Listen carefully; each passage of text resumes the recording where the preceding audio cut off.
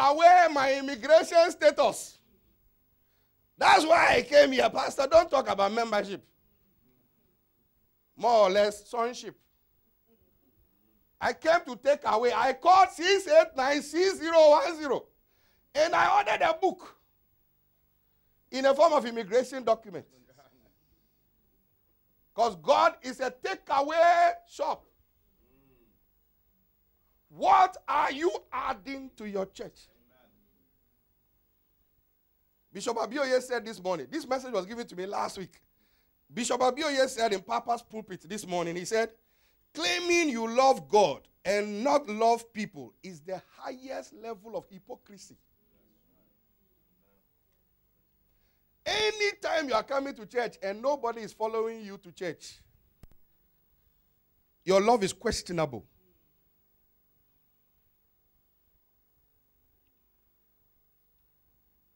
I'm angry with this man for preaching. No, God. He said it. Anytime you claim to love God but don't love people, it's a demonstration of the highest level of hypocrisy. Because love for God, by God's definition, is love for people. So if I'm going somewhere and the place is making my life better, why haven't I introduced that place to some people who used to suffer who are suffering the way I used to suffer? I know something new. Why am I not telling my neighbors about it? That's why David said in Psalm 137, if I forget thee, O Jerusalem, let my right hand forget his skill. And if I do not remember you, your house, where the people are, let my tongue cleave to the upper part of my mouth. So the first question is, what and who have you added to God's kingdom on earth or your church? How often have you added somebody, and how many have you added? Because if you want addition, addition only comes by you adding. Seek ye first, and it will be added. So if you want additions, you must add to God's kingdom. Am I talking? He wants us to add people to his kingdom in order to qualify for the additions that we are looking for. Say amen. How can you claim you love God, love people, are a serious, committed believer and member of your family church, and yet you see your neighbor, a friend you care for, struggling in this economy, and not introduce him to the church that is teaching you how not just to cope in this economic crunch, but how to ride over the crunch? People, love for God. If you don't get anything here, love for God is defined as love for people. Simple. Love for God is demonstrated in love for people. That's the definition. So you don't hide in your room and say, I love you, Lord. And you say, go out and tell somebody what you are singing. By so doing, you are demonstrating your love for me. Announce me to them. If I be lifted up, I shall draw men. You want your blessings to come. He said, lift me up in the sight of people. I died for people, not for buildings. The church needs to get back to its original assignment. The assignment is go ye therefore. The quickest way to get answers to your prayer is to introduce as many people to God and get their lives transformed. That's the key. That's the key.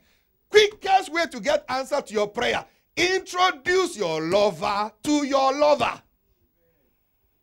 People you love, introduce them to your main lover. Oh, if it was miracles being released right now, the amens would have come. How come you are not introducing anyone to your father's church to come and hear what you are hearing? That is motivating you to go through the whole week without being depressed. That's why Jesus categorically, one day, Jesus used himself as an example, and he said a certain man did supper. And then he commanded them to invite certain people to come to the supper. And then when the supper was announced, the Bible says people began to give excuses. And then the man said, he got angry and said, he said, we have invited some people, but there's still some empty chairs in the church. He said, go to the ghetto. get the lame, get the blind. Go to Mayday, go to Cousin Hospital, go to the asylum, go and get them from them because I want my house to be filled. Now, Jesus was angry that there were empty seats in his church. The greatest addition you can give to God's house is people. Then we can talk about resources. People first, resources second. People. He died for people. I'm not hearing your amen. Shout the word people. That must burn on your consciousness from now more than any other thing. Much folk, many people today are not serving God because they love him, but for what they can get from him. Go to John 6, 26 to 27. What are you adding to your church? John 6, 26 to 27. Jesus answered them and said, verily, verily, I say unto you, you are not seeking me because of, you are seeking me not because you saw the miracles, but because you ate the loaves and were filled.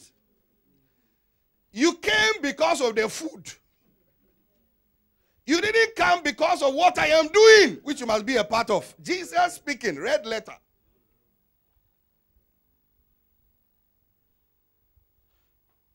Ye seek me, not because you saw the miracles, but because you ate the loaves and were filled. Continue, he said, labor not for the meat which perisheth. Don't go after the things, but for the meat which endureth unto everlasting life, which the Son of Man shall give unto you. Ask your neighbor, how come you want your bank accounts filled? Ask them. Today your speech is very bled. Say it again. How come you want your bank accounts filled? Your wardrobes filled, your cupboard filled, your refrigerator filled, but are not filling his house. The quickest way to fill your bank account is to fill his house. Love for God is demonstrated in love for people. Until we get this cardinal law, everything else remains a mirage. The reason why we're on TV is because God said to me years ago, there are many people who are reading the Bible like the book of Acts, and they don't understand it. Go on TV and teach. The statistics that was brought to me, how many followers did you say we have now? Over 5,000 now, across the globe. Learning, every message we preach here is global. They are feeding on what we feed here. So we are not only impacting this room, we are impacting globally because God loves people.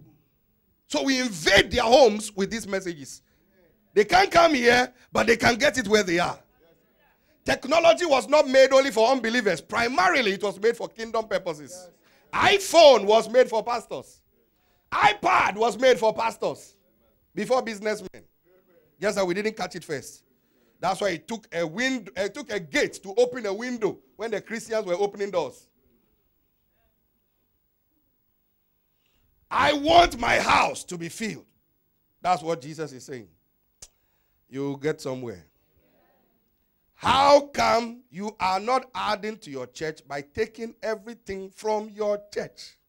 Are you ashamed to talk of Jesus to people? Let's hear what Jesus has to say. Luke 9, 23 to 26. And he said unto them, if any man will come after me, let him deny himself. Let him be selfless. Who is enjoying this message? Let him deny himself. Let him take up his cross. So there's a cross. When we talk about cross, you are not carrying Jesus' cross. You are carrying your own assignment. Let him take up his cross and do what? Follow me. For whosoever will lose his life, whosoever will attempt to save his own life will lose it. But whosoever loses his own life for my sake, he shall what? Save it. Forget about yourself. Concentrate on him. And watch God do what he has to do for you. Then he finishes by saying, what man is advantaged if he gain the whole world or the immigration status and you lose God?